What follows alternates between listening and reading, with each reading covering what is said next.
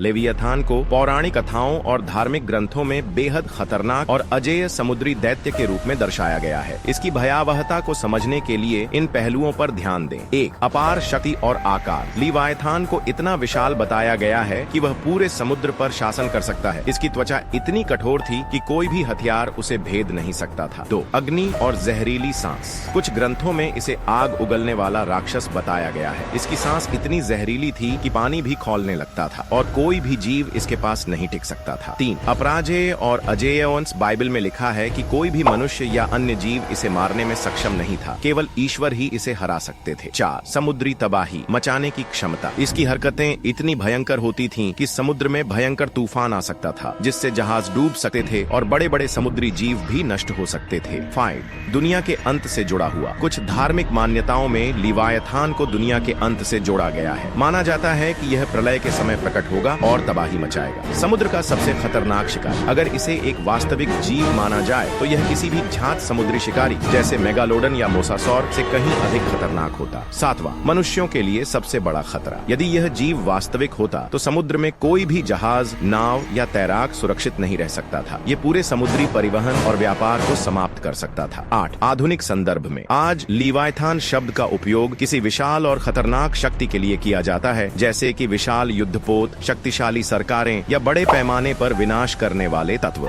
निष्कर्ष, अगर लेवियथान वास्तव में अस्तित्व में होता तो यह अब तक का सबसे खतरनाक समुद्री जीव होता, जिसे हराना असंभव होता। इसकी शक्ति इतनी भयानक होती कि पूरी मानव सभ्यता पर इसका प्रभाव पड़ सकता था।